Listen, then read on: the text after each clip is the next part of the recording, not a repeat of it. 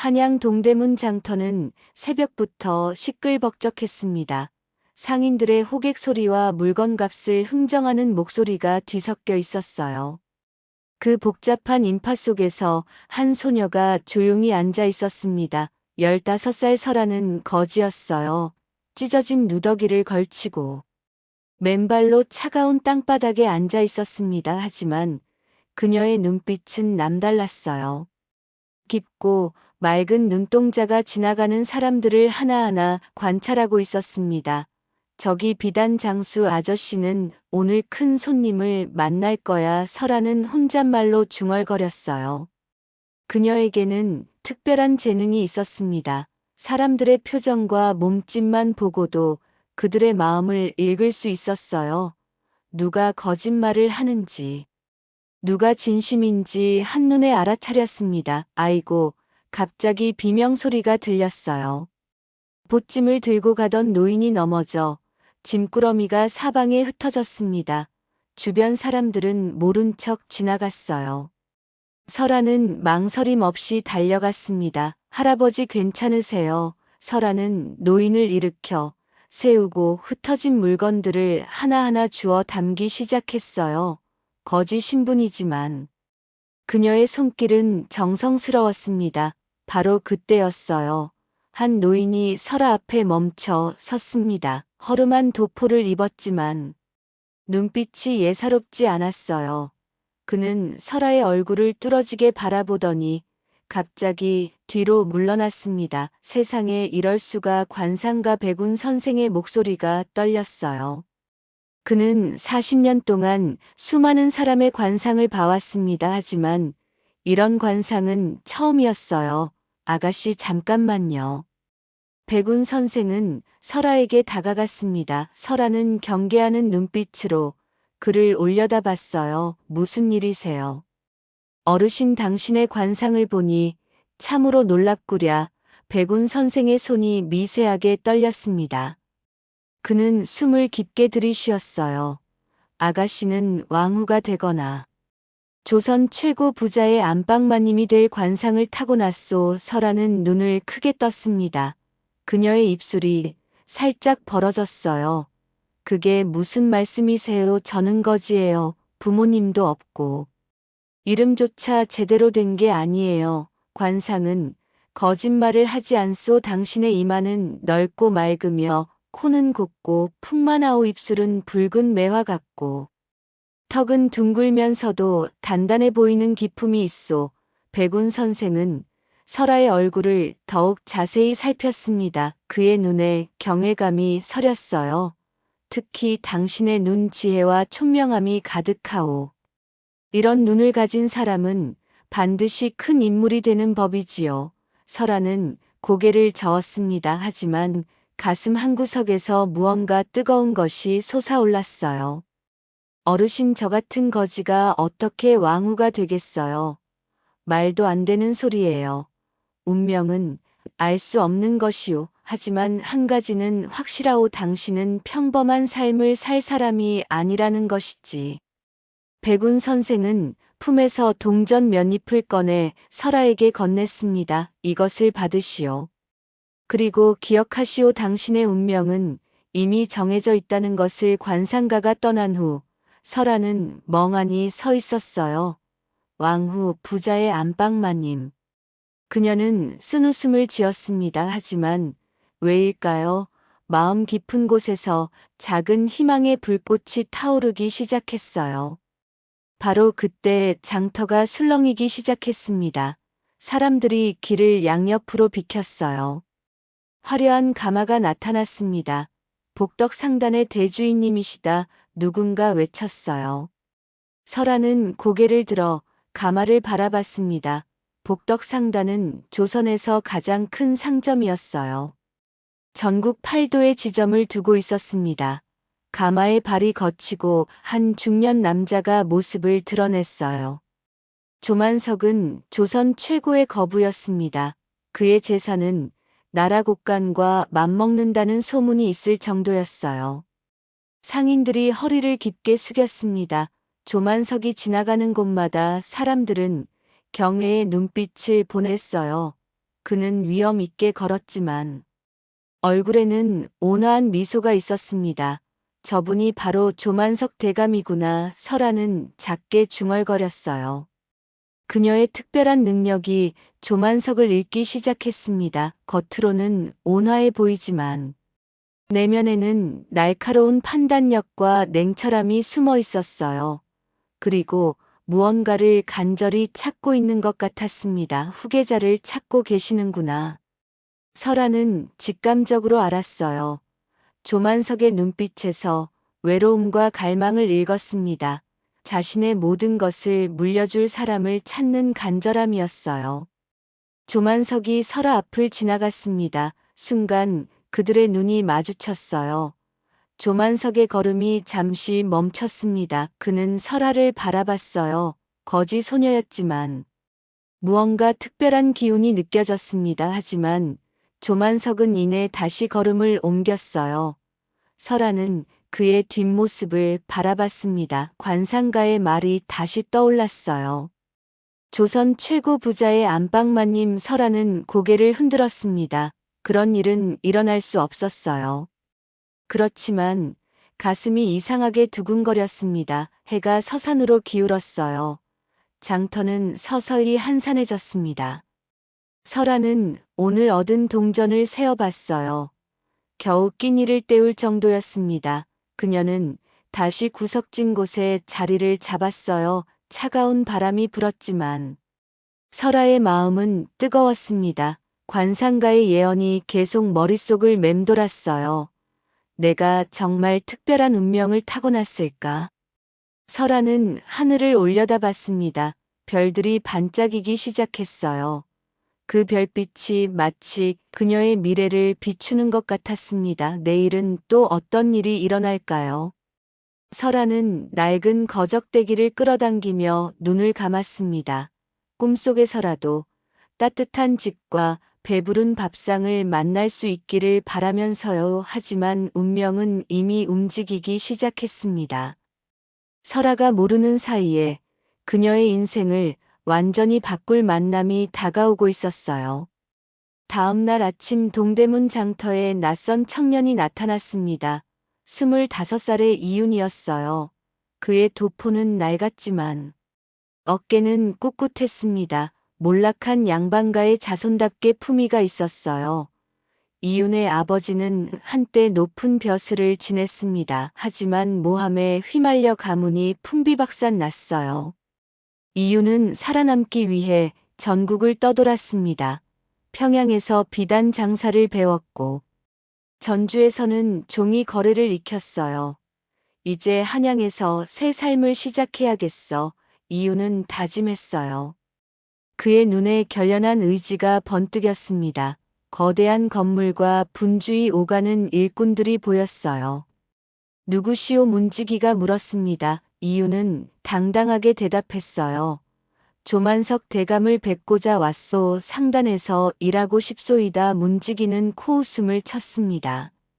하지만 이윤의 기품 있는 자세를 보고는 안으로 들여보냈어요. 조만석은 사랑채에서 이윤을 맞았습니다. 그의 날카로운 눈이 이윤을 훑었어요. 양반 출신이로군. 왜 상인이 되려? 하오 먹고 살기 위해서입니다. 하지만 그것만은 아닙니다. 이윤의 목소리에 힘이 실렸어요. 저는 돈의 흐름을 읽고 싶습니다. 세상을 움직이는 진짜 힘을 배우고 싶어요. 조만석의 눈이 반짝였습니다. 이런 대답은 처음이었어요. 보통은 그저 돈을 벌겠다고만 했는데 이 청년은 달랐습니다. 흥미롭구나. 자네의 포부가 마음에 드네. 조만석은 턱을 쓰다듬었어요. 그는 이윤에게서 특별한 가능성을 봤습니다. 한편 설아는 여느 때처럼 장터 구석에 앉아 있었어요.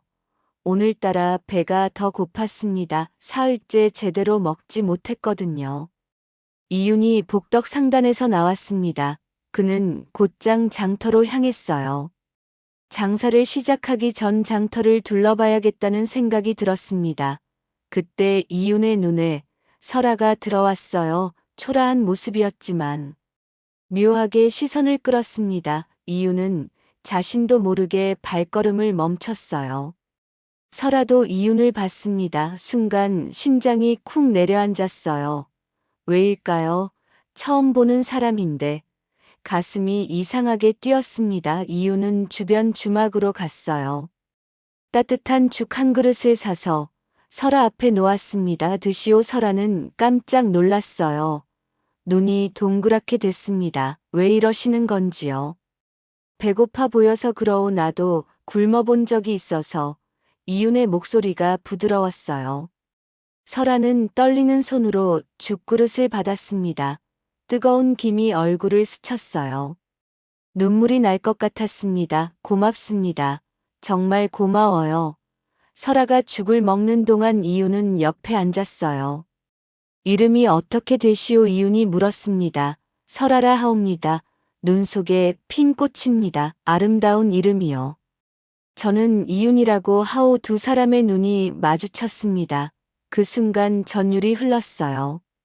서로의 영혼이 공명하는 듯 했습니다. 설아는 이윤을 읽기 시작했어요. 그의 아픔과 외로움이 느껴졌습니다. 동시에 강한 의지와 따뜻한 마음도 보였어요. 댁은 참으로 인심이 고우신 분 같사옵니다. 설아가 조용히 말했습니다. 이윤은 놀랐어요. 어떻게 아시오? 그냥 알 것 같습니다. 그들은 한참 동안 말없이 앉아 있었습니다. 이윤은 일어섰어요. 가야 할 시간이었습니다. 또 들리겠습니다. 감사합니다. 설아의 대답에 이윤은 미소 지었어요. 그는 발걸음을 옮기다가 뒤를 돌아봤습니다. 설아가 여전히 그를 바라보고 있었어요. 저녁이 되어 이윤은 복덕상단으로 돌아왔습니다. 조만석이 그를 기다리고 있었어요. 자네에게 첫 시험을 주겠네. 조만석의 표정이 진지했습니다. 서대문 근처에 망해가는 포목전이 있네. 은전 열량만 가지고 가서 석 달 안에 그 가게를 되살려보게. 이윤의 얼굴이 굳었어요. 은전 열량은 너무 적었습니다. 망한 가게를 살리기에는 불가능한 금액이었어요. 할 수 있겠나? 해보겠습니다. 이윤은 대답했지만 막막했어요. 다음 날부터 이윤은 포목전을 살펴봤어요. 상황은 심각했습니다. 손님은 없고 물건은 낡았어요. 주인은 이미 포기한 상태였습니다. 이걸 어떻게 살린단 말인가? 이윤은 한숨을 쉬었어요. 며칠이 지났지만 답이 없었어요. 이윤은 지친 몸을 이끌고 장터로 갔습니다. 설아를 만나고 싶었어요. 설아는 여전히 그 자리에 있었습니다. 이윤을 보자 얼굴이 환해졌어요. 몸이 많이 고단하신가 봐요. 설아가 걱정스럽게 물었습니다. 이윤은 고민을 털어놨어요. 망한 포목전을 살려야 한다고 했습니다. 설아는 가만히 듣고 있었어요. 그러다 갑자기 눈이 빛났습니다. 혹시 관상을 볼 줄 아시옵니까? 관상이요. 이윤은 의아해했어요. 사람의 얼굴을 보고 그 사람의 성격이나 운을 말하는 것이옵니다. 설아는 설명했습니다. 그리고 놀라운 제안을 했어요. 손님들의 관상을 봐주면서 그에 맞는 천을 추천하면 어떨까 싶습니다. 기운이 부족한 사람에게는 생기를 주는 색을, 마음이 어지러운 사람에게는 평안을 주는 천을 추천하는 것이옵니다. 이윤의 입이 벌어졌습니다. 기발한 생각이었어요. 그리고 손님이 물건을 사면 길이를 정해주는 것이옵니다. 설아의 눈이 초롱초롱했어요. 이윤은 감탄했습니다. 이런 방법은 들어본 적도 없었어요. 천재적인 생각입니다.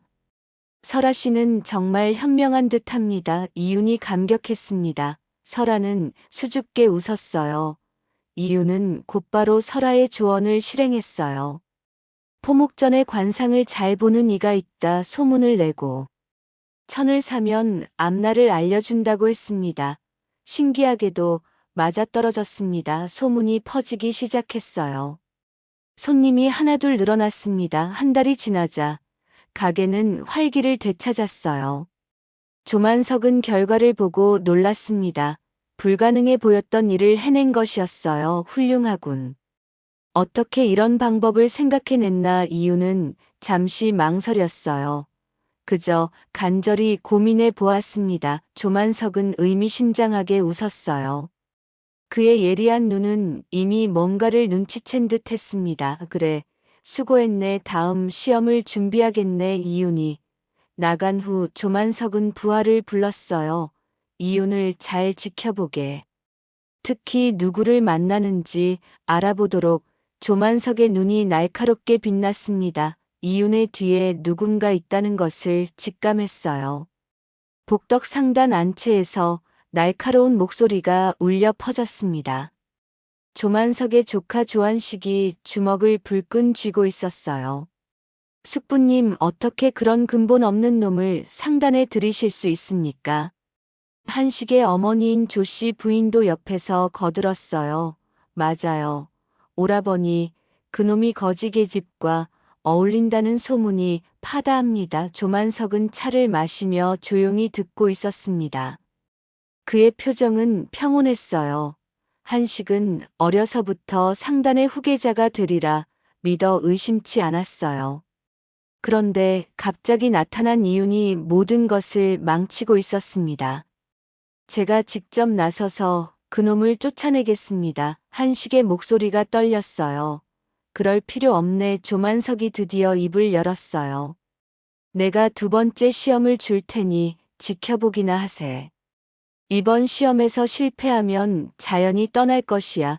조씨 부인의 눈이 번뜩였습니다. 그녀는 아들의 귀에 대고 속삭였어요. 한시가 우리가 좀 도와줘야겠구나. 다음 날 조만석은 이윤을 불렀어요. 두 번째 시험을 주겠네. 우리 상단의 창고에 오래된 약재가 쌓여 있네. 이것을 열흘 안에 모두 처분해보게. 이윤의 이마에 땀이 맺혔습니다. 아무도 찾지 않는 낡은 약재를 파는 것은 불가능해 보였어요.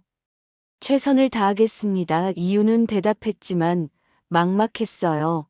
밖으로 나온 이윤은 곧장 설아를 찾아갔습니다. 설아 씨. 큰일이에요. 이윤이 상황을 설명했습니다. 설아는 진지하게 들었어요. 한편 한식은 몰래 다른 상단들을 매수했습니다. 복덕 상단의 약재를 절대 사지 말라고 압력을 넣었어요. 이윤을 완전히 고립시키려 작정했습니다.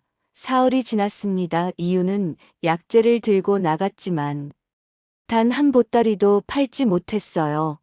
이윤은 점점 초조해져 다시 설아를 찾아갔습니다. 그때 설아가 말했어요. 약재를 약으로만 팔지 마십시오. 그럼 무엇으로 판단 말입니까가 설아는 미소 지으며 대답했어요. 사람들의 불안을 씻어주는 향으로 파십시오. 이 약재들을 말려 주머니에 담고 애군을 막아주는 복주머니라 이름 붙이십시오. 이윤의 눈이 커졌습니다. 사람들이 그걸 믿어주겠소. 사람들은 눈에 보이는 약보다 보이지 않는 희망을 더 갈구하는 법이옵니다. 복덕상단의 이름으로 신뢰를 준다면 충분히 가능할 것이옵니다. 이윤은 즉시 설아의 계획을 실행했습니다. 처음에는 반신반의하던 사람들이 하나둘 모여들었어요. 약재 주머니는 불티나게 팔려나갔습니다. 놀라운 일이 벌어졌어요. 창고에 가득했던 약재가 열흘도 안 되어 동이 났습니다. 조만석은 결과를 보고받았어요. 그의 얼굴에 만족스러운 미소가 번졌습니다. 보라고 신념을 상품으로 만들다니. 조만석은 이윤을 높이 평가했어요. 하지만 동시에 궁금증도 커졌습니다. 조만석은 부하를 불렀어요. 이윤이 자주 만나는 사람이 누구인가? 동대문 장터의 거지 소녀입니다. 대감 조만석의 눈썹이 올라갔어요. 흥미롭군. 계속 지켜보게. 한식과 조씨 부인은 결과를 듣고 이를 갈았습니다. 어머니, 이대로는 안 됩니다. 그 거지 계집을 없애야 합니다. 조씨 부인이 고개를 끄덕였어요.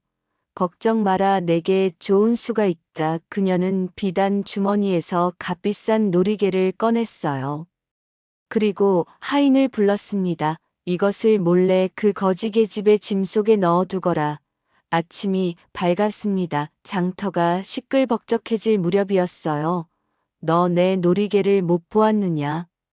조씨 부인이 나타나 설아를 다그쳤습니다. 설아는 놀라서 고개를 저었어요. 저는 본 적이 없사옵니다. 거짓말 관아에 알려라. 이거지의 짐을 뒤져봐야겠다. 포졸들이 달려왔어요. 포졸들이 설아의 보따리를 뒤졌습니다. 그리고 놀이개를 발견했어요. 여기 있다 구경꾼들이 웅성거렸어요. 설아의 얼굴이 새하얗게 질렸습니다. 아닙니다. 저는 정말 모르는 일입니다. 바로 그때 조만석이 나타났습니다. 그는 소란을 듣고 직접 나온 것이었어요. 설아는 포졸들에게 둘러싸여 있었습니다. 놀이개가 햇빛에 반짝였어요. 오라버니. 이 도둑년을 당장 옥에 가두어야 합니다. 조씨 부인이 소리쳤습니다. 조만석은 천천히 설아에게 다가갔어요. 내가 훔쳤느냐? 아닙니다. 대감 저는 결백하옵니다. 바로 그때 이윤이 달려왔어요. 대감 설아는 절대 그런 사람이 아닙니다. 조만석은 손을 들어 조용히 시켰어요. 내게 한 가지 기회를 주겠다. 너의 결백을 증명해 보거라. 설아는 고개를 들었어요. 대감 저에게는 특별한 능력이 있사옵니다. 사람의 마음을 읽고 거짓을 구별할 수 있습니다. 그리고 물건에 닿은 사람의 기운을 느낄 수 있사옵니다. 조씨 부인이 코웃음을 쳤습니다. 하지만 조만석은 흥미로운 표정을 지었어요. 좋다. 그럼 이 놀이개의 주인이 정말 조씨 부인인지 말해보거라. 설아는 놀이개를 받아들었어요. 눈을 감고 집중했습니다. 잠시 후 설아가 눈을 떴습니다. 이 놀이개는 부인의 것이 맞습니다. 하지만 어젯밤에 다른 이의 손때가 묻었습니다. 아주 거칠고 투박한 사내의 손길입니다.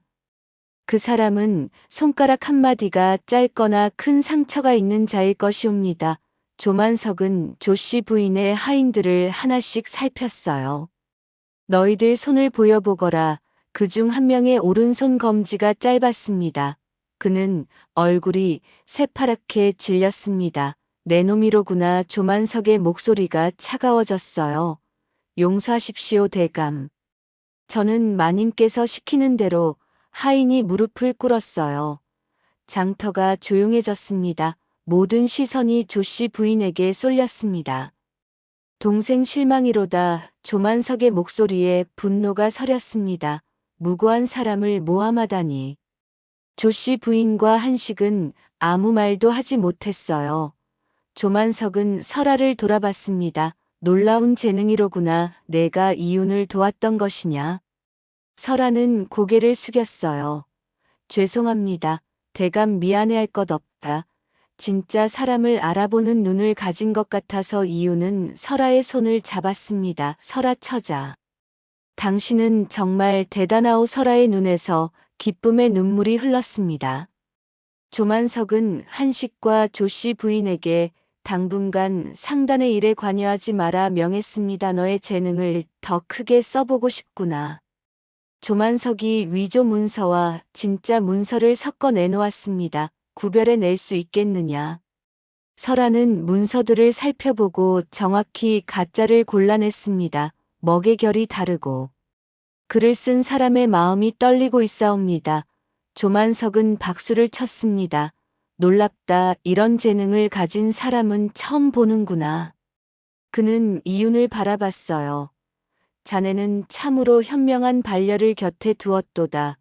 조만석은 결심한 듯 말했어요. 설아야, 너를 내 수양딸로 삼고 싶구나. 설아는 깜짝 놀랐습니다. 저 같은 거지가 말입니까? 신분은 중요하지 않다. 그릇이 중요한 것이지. 우선 너를 깨끗이 씻기고 옷도 새로 입혀야겠구나. 저녁이 되었어요. 설아는 깨끗한 비단옷을 입고 거울을 봤습니다. 더 이상 거지가 아니었어요. 아름답구나. 뒤에서 조만석의 목소리가 들렸습니다. 정말 관상가의 말이 맞는 것 같다. 너에게서 귀한 기운이 넘쳐 흐르는구나. 하지만 아직 끝이 아니다. 너를 진정한 상인으로 만들려면 배워야 할 것이 많다. 열심히 배우겠습니다. 대감 그리고 이윤과 함께 일하게 될 것이다. 너희 둘이 힘을 합치면 조선의 물길을 바꿀 것 같구나. 이윤은 깨끗하게 단장한 설아를 보고 감탄했습니다. 설아 씨. 정말 아름답소. 이제 우리가 함께 길을 걷게 되었습니다. 네, 정말 기쁩니다. 두 사람은 서로의 마음을 확인했습니다. 봄비가 내리는 날.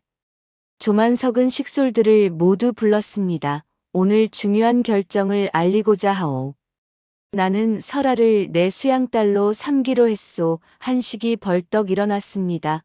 숙부님, 그게 무슨 말씀이옵니까? 조만석은 태어냈습니다. 설아는 하늘이 내린 재능을 가진 보물이지. 이 아이는 내 후계자가 될 자격이 충분하오. 한식은 입술을 깨물었습니다. 설아야, 걱정 마라. 내가 다 가르쳐 주마. 조만석이 따뜻하게 말했어요. 이제 너는 조설하다. 설아의 눈에서 눈물이 흘렀어요. 더 이상 천민이 아니었어요. 조만석은 단호하게 말했습니다. 재능 있는 사람을 알아보고 키우는 것이 진정한 가문의 영광이니까. 석 달이 흘렀습니다. 설아는 열심히 배웠어요. 글을 익히고 장부 정리와 거래 기술도 익혔어요. 설아는 모든 것을 빠르게 흡수했습니다. 설아는 천재로구나. 조만석이 감탄했어요. 어느 날 조만석이 설아와 이윤을 불렀습니다. 너희 둘의 혼인을 허락하노라. 감사옵니다. 아버님. 설아가 처음으로 아버님이라 불렀어요. 혼례 날이 정해졌습니다. 온 한양이 들썩였어요. 거지였던 소녀가 복덕상단의 안주인이 된다는 소문이 퍼졌습니다. 설아는 붉은 화롯을 입고 거울을 봤습니다. 두 사람은 하늘과 땅에 예를 올리고 부모님께 절했습니다. 이제 그들은 부부가 되었습니다. 첫날 밤 설아와 이윤은 신방에서 마주 앉았어요. 이제 우리가 진짜 부부가 되었네요. 서방님, 저를 믿어주셔서 고마워요. 나도 부인이 있어 든든하오. 두 사람은 서로의 손을 맞잡았습니다. 세월이 빠르게 흘렀습니다. 10년이 지났어요. 조만석은 병석에 누워 이윤과 설아를 불렀습니다. 이제 상단을 너희에게 맡긴다. 설아야, 내 지혜로 상단을 더 크게 키워다오. 조만석이 세상을 떠난 후 이윤이 상단의 주인이 되었습니다. 설아는 그의 곁에서 지혜로운 조언을 했어요. 상단은 날로 번창했습니다. 설아의 판단력과 이윤의 성실함이 빛을 발했습니다. 5년 후 상단의 재산은 나라 곳간의 절반에 이를 정도였습니다. 설아는 이제 조선에서 가장 부유한 여인이 되었습니다. 어느 날 설아는 동대문 장터를 찾았습니다. 그곳에서 늙은 관상가를 다시 만났어요. 백운 선생은 설아를 알아보고 깜짝 놀랐습니다. 당신은 그 거지 처자 아니요. 내 어르신 덕분에 제 운명을 찾았습니다. 역시 내 눈이 틀리지 않았구려. 조선 최고 부자의 안방마님이 되셨군요. 설아는 백운 선생에게 후한 사례를 하고 가난한 이들에게 보시를 했습니다. 이윤과 설아는 자녀들을 두었고 아이들은 부모를 닮아 똑똑했습니다. 저녁 노을이 지는 때였습니다. 부인, 우리가 참 멀리 왔소. 그러게요. 거지였던 제가 이렇게 되다니. 아직도 꿈만 같습니다. 하지만 가장 큰 선물은 서방님을 만난 것이지요. 두 사람은 서로를 바라보며 웃었습니다. 신분이 운명을 결정하는 게 아니었습니다. 지혜와 인품, 사랑이 모여야 진실한 운명이 이루어지더이다. 부인과 함께해서 행복하오. 저도요. 서방님. 밤은 깊어갔지만 그들의 행복은 영원할 것 같았어요. 거지 소녀였던 설아는 결국 조선 최고 부자의 안방마님이 되었습니다. 관상가의 예언은 완벽하게 이루어진 것이었어요.